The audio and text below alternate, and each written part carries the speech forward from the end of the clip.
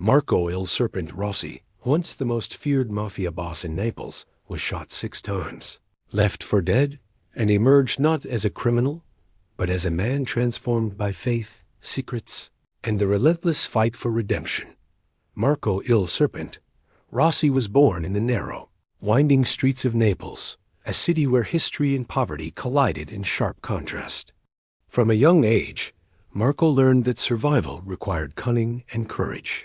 His father worked long hours in a local factory, barely able to make ends meet, while his mother tried to shield him from the dangers of their neighborhood. But the streets themselves became his education. He watched older boys run small cons, steal from unsuspecting tourists, and earn respect through fear. Marco absorbed everything: the gestures, the threats, the rewards that came with taking risks others were too scared to take. By his early teens, Marco was no longer a spectator. He began with minor thefts, sneaking into stores after closing hours, and learning the art of disappearing into the night. Unlike many who got caught or gave up, Marco had a talent for reading people, understanding their fears, their weaknesses, and how to manipulate them. That talent became his first tool in a life that would soon become dominated by power and danger. At 16, Marco joined a local gang that controlled a small district in Naples. The gang operated under the shadow of larger mafia families, and every misstep could be fatal. Marco's intelligence, combined with an uncanny ability to stay calm under pressure, allowed him to climb the ranks faster than anyone expected. Within 2 years, he was making decisions that could cost lives, and yet he approached them with a cold efficiency that both impressed and terrified his peers. As he grew older, Marco's reputation spread. He was known for his sharp mind, his ruthlessness, and his ability to predict rivals' moves before they acted. He didn't rely solely on violence. He used negotiation, bribery, and subtle intimidation to expand his influence. Small shops, underground gambling dens, and even some legitimate businesses came under his control.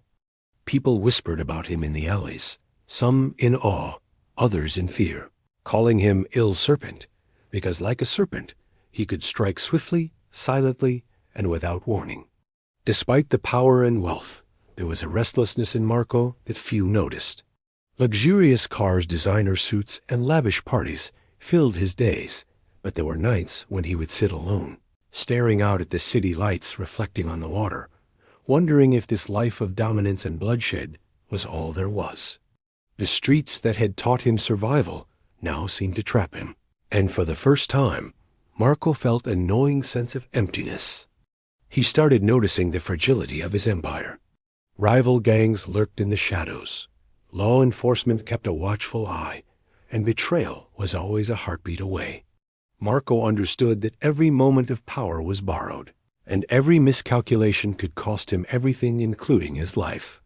Yet he pushed forward, driven by ambition, fear, and the intoxicating taste of control, unaware that this relentless pursuit would eventually lead him to a confrontation that would change everything.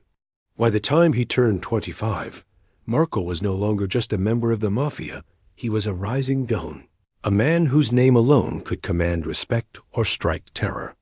He had everything most people could only dream of, yet the restlessness inside him quietly grew, hinting that the life he had built on fear and cunning might one day demand a price far higher than he ever imagined. Marco's rise in the Mafia brought him wealth, power, and influence, but it also made him a target. The streets of Naples were not forgiving, and every alliance carried the risk of betrayal. Rival gangs watched him closely, studying his every move, waiting for the right moment to strike.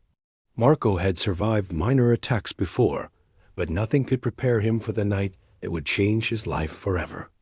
It was a warm summer evening when Marco was walking through a quiet alleyway after a late meeting with his lieutenants. The city was alive with lights reflecting off the cobblestone streets, and the distant sounds of scooters and chatter masked the danger lurking nearby.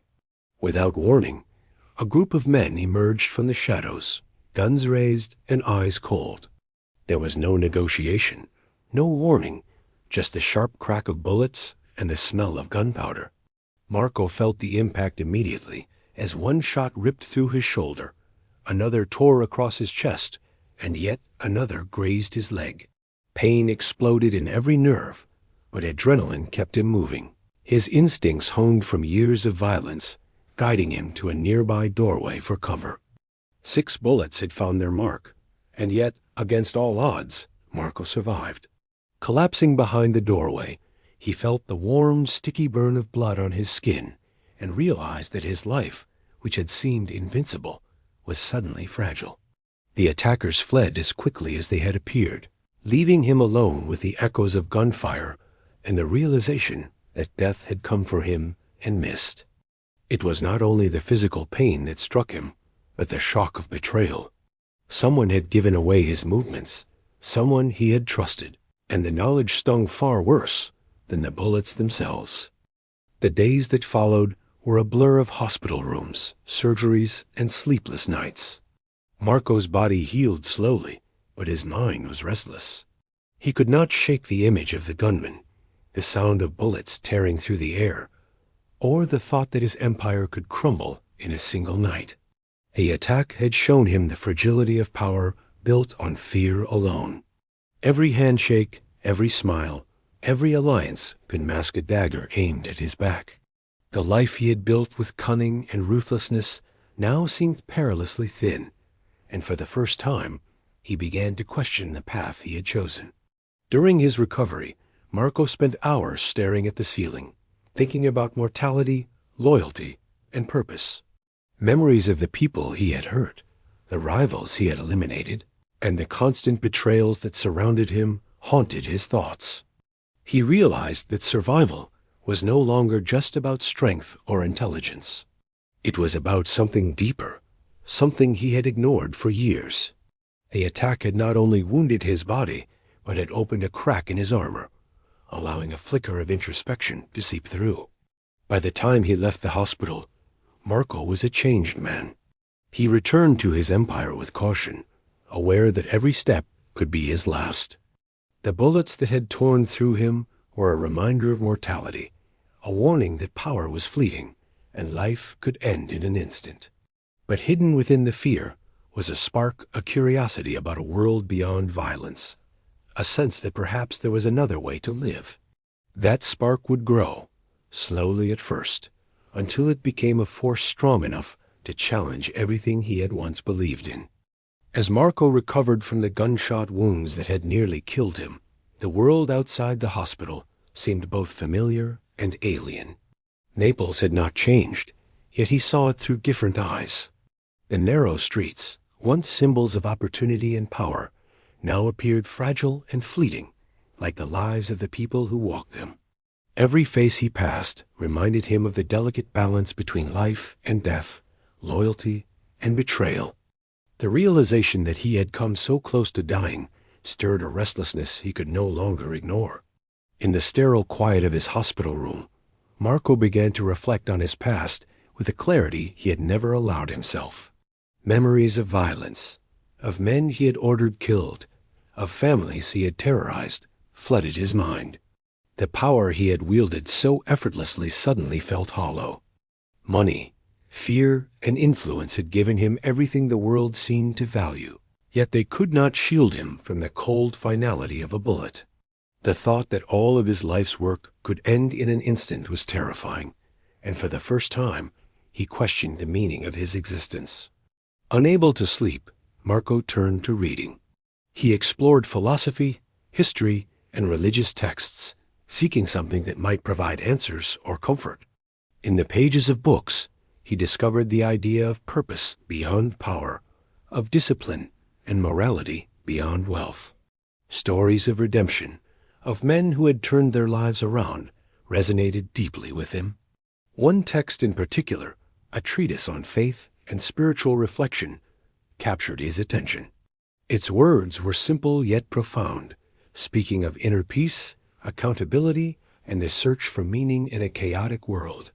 Marco felt a strange connection to the ideas, as if they had been waiting for him to notice. The days turned into weeks, and Marco's curiosity about faith grew. He began to see his life in sharper contrast, a life built on fear, manipulation, and violence versus a life that could be guided by principles and reflection. The dichotomy haunted him. He realized that no amount of wealth or dominance could erase the consequences of his actions or the emptiness he felt inside. The gunfire that had nearly ended his life now echoed metaphorically in his thoughts, reminding him of mortality and the possibility of transformation. As he navigated the streets of Naples again, each corner, each alley, each familiar face reminded him of fragility.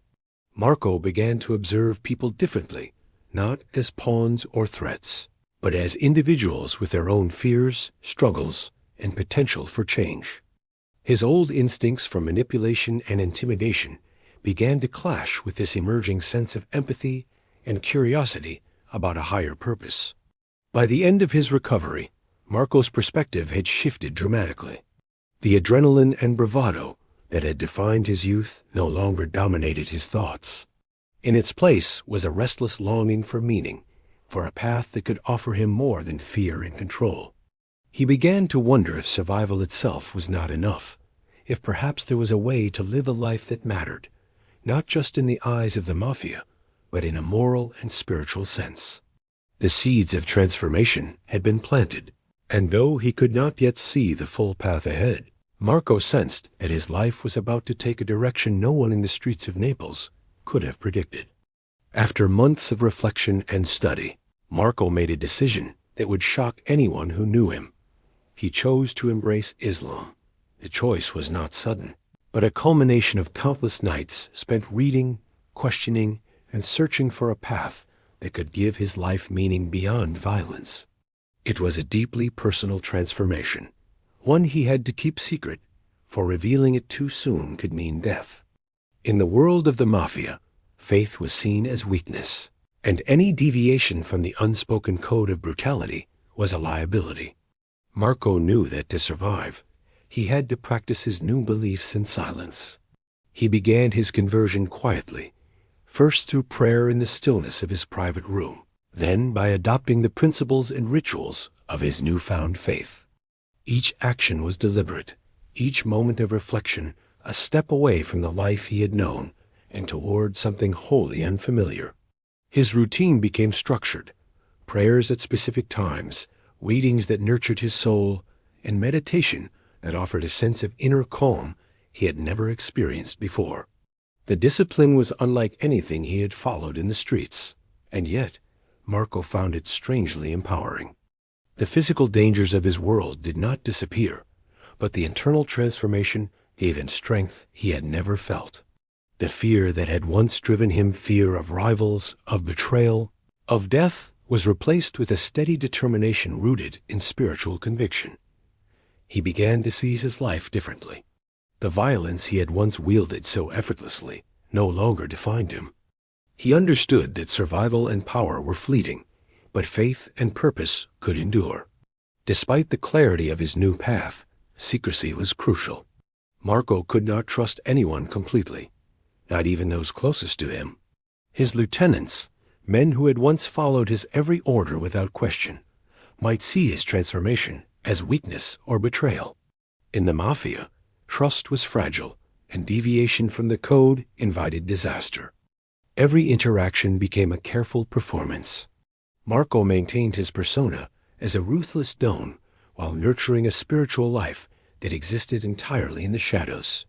It was a constant balancing act, a dangerous dance between outward appearance and inner truth. The duality of his existence weighed on him. By day, he managed his empire with precision, enforcing rules, collecting debts, and maintaining fear-driven respect. By night, he prayed, studied scripture, and contemplated the meaning of his past choices. The contrast was stark, but it revealed to Marco a new kind of power, the ability to change from within, even in the midst of chaos. Each prayer, each moment of reflection, strengthened his resolve and gave him hope that redemption might be possible. The secret conversion also forced him to confront his past like never before. He could no longer ignore the lives he had destroyed, the families he had terrorized, or the betrayals he had enacted. Guilt was no longer something to bury. It became a mirror reflecting the man he wanted to become. Marco realized that change would not be easy, that danger lurked at every corner, but he felt a determination stronger than fear. His faith became both a shield and a guide, offering direction in a life where every choice had previously been dictated by survival and greed.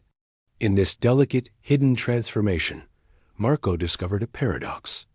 By renouncing the old life in his heart, he was not weakening. He was gaining a strength that no bullet, betrayal, or threat could touch. Yet the shadows of the Mafia loomed close, and Marco knew that living this new truth would test not only his faith, but his very survival. The Mafia was unforgiving, and secrecy was a fragile shield. Marco's private transformation did not go unnoticed for long. Among his closest lieutenants, one man harbored suspicion. Antonio Il Corvo Bianchi had long observed Marco's changing habits, the hours spent alone, the quiet moments of reflection, the subtle avoidance of certain routines that had once been sacred to the gang. To Antonio, these were not signs of faith or redemption, but of weakness, a crack in the armor of the empire. In a world where weakness was fatal, even the slightest deviation from the code could spark lethal consequences. Rumors began to circulate quietly at first, whispers carried from one shadowed room to another, growing like wildfire in dry grass. Marco had always ruled with fear and respect, but now the perception of doubt crept into the minds of his associates. Some saw his restraint as prudence, others saw it as betrayal. The delicate balance of power he had spent years constructing now hung by a thread. Every glance, every word, every movement was scrutinized. Marco realized that his faith, which had given him peace, had also painted a target on his back. Betrayal came in subtle forms. Deals that had once been honored were delayed. Shipments were mysteriously intercepted, and trusted allies began questioning his decisions openly. Marco understood that the threat was not only from rivals outside the Mafia, but from within, from the very men he had considered family. The realization was terrifying. Those who had once followed his orders without hesitation now saw him as an obstacle, a liability, or even a traitor. Despite the mounting danger, Marco refused to abandon his new path. His faith had become a source of inner strength, a lens through which he could see the world more clearly. He began to plan meticulously, analyzing every relationship, every allegiance, and every potential threat. Survival now required more than physical prowess. It demanded strategy, foresight, and the ability to anticipate treachery. Marco's mind became a chessboard, each piece representing a potential enemy or ally, each move calculated to protect both his life and his secret. The tension reached a breaking point one night when Antonio arranged a meeting under the guise of discussing business. Marco, fully aware of the danger, attended with caution. The room was thick with unspoken threats and hidden motives. Marco sensed any wrong word or gesture could trigger violence. It was a reminder that in the Mafia, betrayal was never hypothetical. It was immediate, personal, and often deadly. This period of constant vigilance tested Marco's resolve. Every step outside his home, every conversation, and even every glance in the mirror reminded him of the precariousness of his position. Yet, with every challenge, his faith fortified him. He no longer reacted with fear or rage alone. He approached threats with patience and clarity, using intellect rather than intimidation to navigate deadly waters. Each narrow escape from exposure reinforced the belief that his survival was intertwined, not only with cunning, but with a higher purpose. Marco realized that conversion had changed the rules of the game for him entirely. His world was no longer defined solely by fear and loyalty, but by the delicate balance of secrecy, morality, and strategy. Betrayal could strike at any moment, yet he had learned that true strength was not in domination alone. It was in the courage to stand firm, even when surrounded by enemies, and the wisdom to act with precision and restraint. The life he had once controlled through violence was now a world where survival required both spiritual and mental mastery, and Marco had no intention of failing.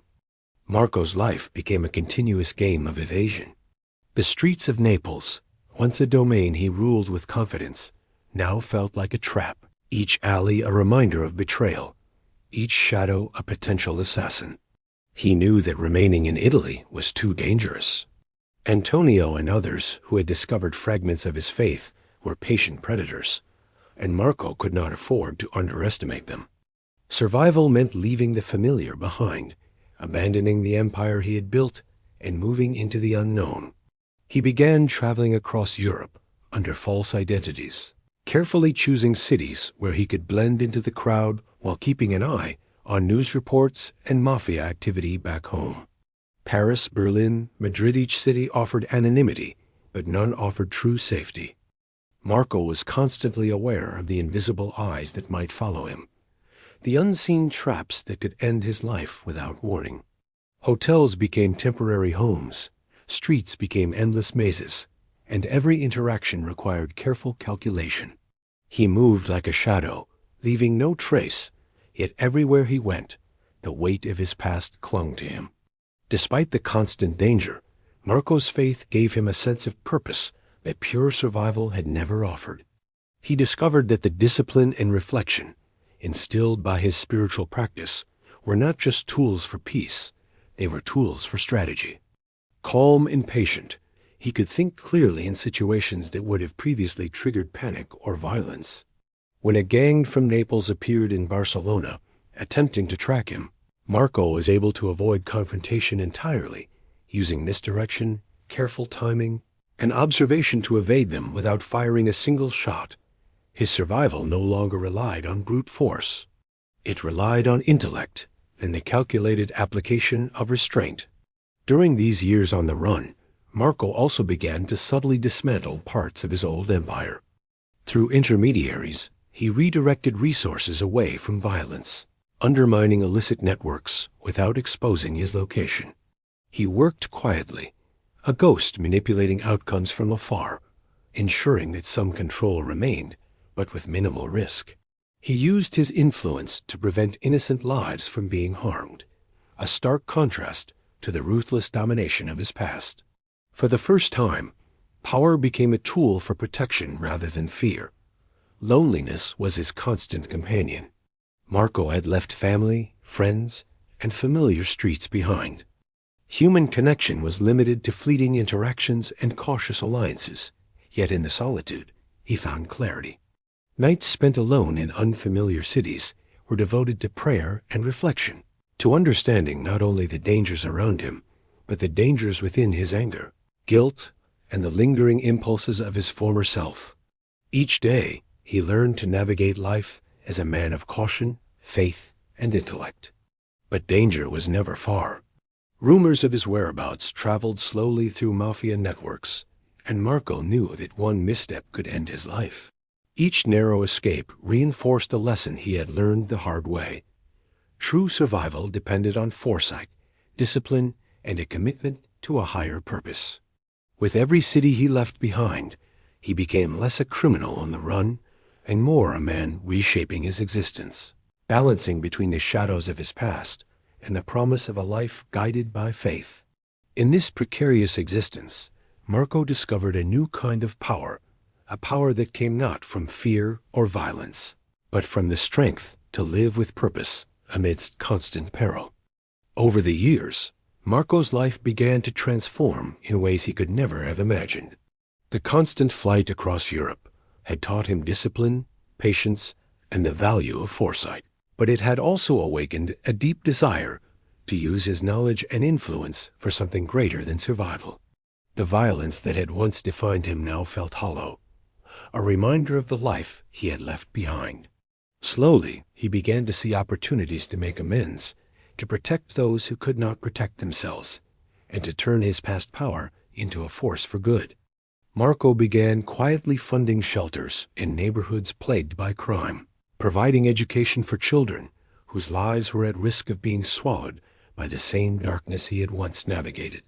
His donations were anonymous, but they were strategic. targeting areas where small interventions could prevent cycles of violence from repeating. He also supported victims of organized crime, helping families recover from the devastation he had once contributed to. While he could not undo the past, he could influence the future, and each small act of protection became a step toward redemption. At the same time, Marco continued to observe his former empire from afar. He saw the chaos that emerged when power was left unchecked, the way fear could spiral into destruction, and the collateral damage of unchecked ambition.